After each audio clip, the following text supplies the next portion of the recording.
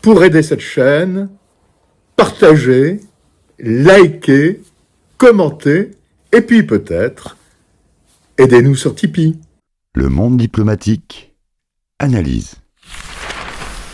Cela pourrait être le scénario d'un film d'espionnage.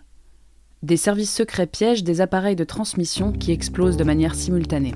Sauf que la réalité a égalé la fiction au Liban, où des membres du Hezbollah ont perdu la vie dans ces attaques vraisemblablement conçues par Israël. Un événement qui menace d'entraîner le pays du Cèdre dans une nouvelle guerre contre son puissant voisin. Le Liban au cœur de la tempête. Par Akram Belkaïd, Le Monde diplomatique, octobre 2024, lu par Aude Rouanet. Il y a un an, le 7 octobre 2023, l'attaque sanglante contre Israël menée depuis Gaza par le Hamas et ses alliés a fait entrer le Proche-Orient dans un cycle de violence de grande ampleur, du fait de la vengeance dévastatrice de Tel Aviv. Loin de s'atténuer, ce conflit, à peine suspendu par un cessez-le-feu de quelques jours en décembre, ouvre la voie à une guerre régionale impliquant la Syrie, l'Iran, mais aussi et surtout le Liban. Alors que les combats se poursuivent dans l'enclave palestinienne, où le bilan dépasse les 40 000 morts, le Premier ministre Benyamin Netanyahou, son gouvernement ainsi que l'état-major militaire semblent décidés à ouvrir un front important au nord afin de défaire le Hezbollah. Visé depuis plusieurs mois en réponse à ces tirs de roquettes en Galilée, le parti milice vient de subir 2 revers en l'espace de quelques jours. D'abord, les 17 et 18 septembre, quand un peu partout dans Beyrouth et sa banlieue sud, des appareils de transmission, beepers, talkie-walkie, ont explosé de manière quasi simultanée. Cette attaque d'un genre nouveau, attribuée au service secret israélien, a coûté la vie à près de 40 personnes et fait 3000 blessés. Nombre des victimes sont des membres du Hezbollah, mais on compte aussi des civils parmi elles, dont des enfants et du personnel hospitalier. Ensuite, un bombardement de l'aviation israélienne a coûté la vie à plusieurs responsables de la formation libanaise, dont Ibrahim Akil, commandant des opérations et figure emblématique de la lutte armée menée par ce parti contre Israël. Là non plus, la population civile n'a pas été épargnée. Dénonçant le franchissement de toutes les lignes rouges par Tel Aviv, le cheikh Hassan Nasrallah, secrétaire général et guide religieux du Hezbollah, a promis un terrible châtiment à Israël. Va-t-on donc vers une nouvelle guerre comparable à celle des 33 jours de 2006 ? À cette question, 2 réponses antagonistes étaient possibles à l'heure de la remise de cet article. La première table sur un statu quo, considérant la volonté opiniâtre du Hezb, le Hezbollah, de s'en tenir à sa stratégie de harcèlement d'Israël. Les attaques quotidiennes menées contre des objectifs militaires n'ont ainsi pour but que de faire pression pour qu'un cessez-le-feu soit enfin conclu à Gaza. En constituant une menace permanente, le parti libanais oblige Tel Aviv à mobiliser des troupes au nord, ce qui dessert quelque peu l'étau qui étreint le Hamas. Plus important encore, en obligeant des milliers de civils israéliens à évacuer leur foyer, le Hezbollah crée un problème politique majeur pour M. Netanyahou, lequel doit composer avec la colère de ces déplacés qui exigent de pouvoir revenir chez eux. Vous ne pouvez pas ramener les habitants du nord d'Israël chez eux.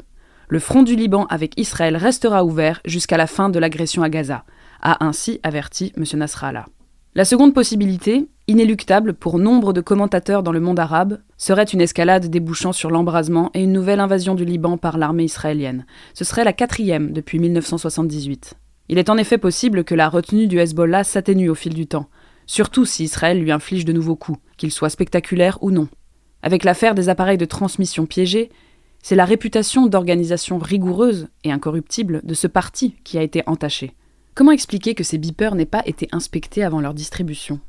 En février 2024, dans une courte intervention télévisée, M. Nasrallah avait réitéré ses recommandations de se méfier des téléphones portables en raison de la capacité des services israéliens à les pirater grâce à des logiciels espions. La doctrine low-tech, autrement dit le recours à des technologies anciennes ou moins avancées, adoptée comme ligne de conduite par le Hezbollah, s'est donc avérée inefficace, puisqu'il n'a pu sécuriser sa chaîne d'approvisionnement. Dans les jours qui ont suivi ces attaques, des informations invérifiables ont circulé à Beyrouth et sur les réseaux sociaux quant au sort des responsables directs de ce revers. Ayant accepté des pots de vin de la part d'une société écran européenne, des membres de la formation libanaise n'auraient guère été vigilants quant à la qualité de la marchandise acquise. Une légèreté coupable qui leur aurait valu d'être exécutés.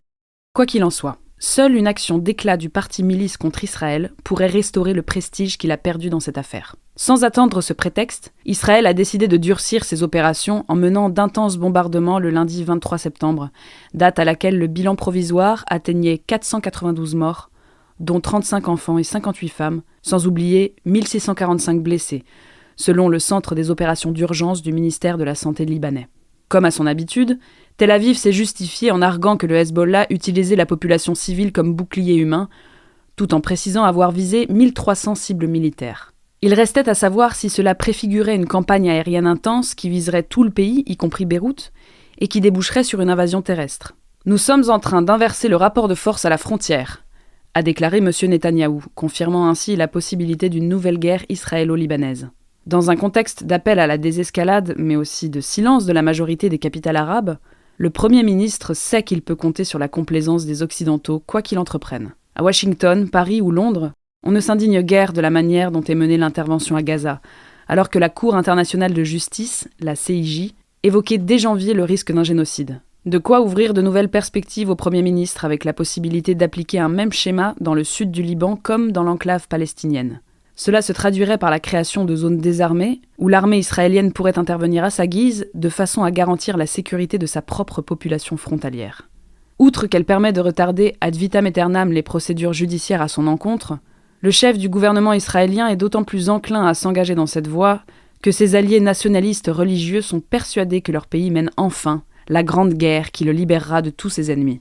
Enfin, M. Netanyahou voit plus large. S'attaquer au Hezbollah, c'est obliger l'Iran, et accessoirement son allié syrien, à s'engager dans le conflit. Or, l'obsession du Premier ministre israélien est d'en finir par la force avec le programme nucléaire de Téhéran.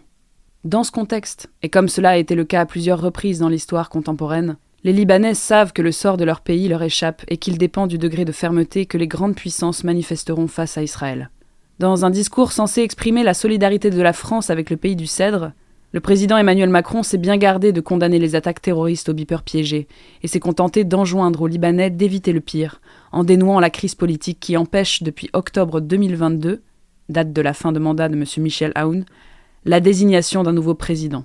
Qui peut croire que cela puisse faire obstacle aux visées belliqueuses israéliennes ? En réalité, Paris comme Washington verraient d'un bon œil un affaiblissement durable du Hezbollah, fût-ce au prix d'un chaos généralisé.